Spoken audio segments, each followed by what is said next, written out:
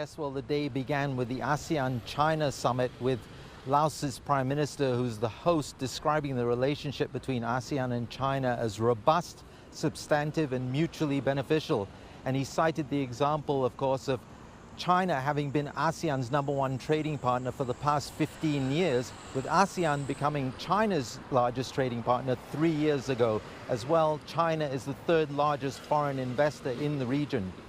Now, the two leaders revealed that they have reached substantive agreement on upgrading the China-ASEAN Free Trade Agreement, what's called the 3.0 agreement, and that they're hoping to sign that in next year, 2025. Now, Premier Lee also did point to some of the global headwinds that ASEAN and China are facing, of course, geopolitical turmoil, climate change, increased protectionism, uneven global economic growth. And he said that really by combining their populations, China and ASEAN, and their strengths, between them, they have a quarter of the world's population. He said by increasing connectivity and integration between China and ASEAN, that's the best way to combat these kinds of global headwinds. An ultra-large-scale market is our greatest foundation for promoting economic prosperity. Strengthening market coordination and synchronisation is an important direction for our further cooperation.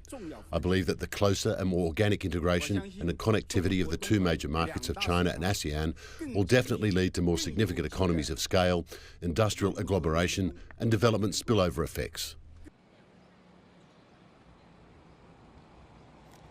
Now, the one issue that didn't get a mention during the opening remarks is the thorniest issue when it comes to China-ASEAN relations, and that's the South China Sea, with 4 of the ASEAN countries having overlapping territorial claims with China. But I think the focus of ASEAN, with its seeking consensus always, and 6 of the countries not having any disputes with China, is to seek ways to make sure that there's no increase in tensions in the South China Sea and that the area remains one of peace and stability.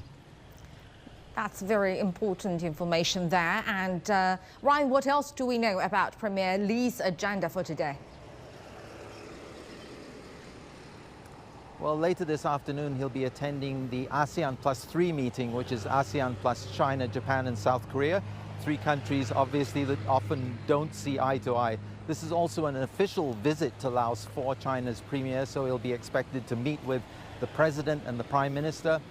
Laos and China already have very close relations. In fact, probably Laos has the closest relations of any ASEAN country with China.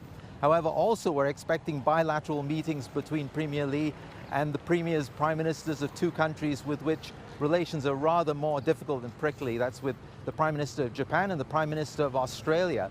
But this seems to be in keeping with a trend that we've seen in the past several months, the past year or so, with high-level bilateral meetings between China and the US, for example, that the countries are very keen to keep lines of communication open, to make sure that difficulties and differences don't spiral out of control, and to seek areas of mutual interest. And that's really the biggest strength of these ASEAN meetings, is that it brings together its dialogue partners who often have conflicts with one another, don't see eye to eye with one another, and it encourages dialogue between them.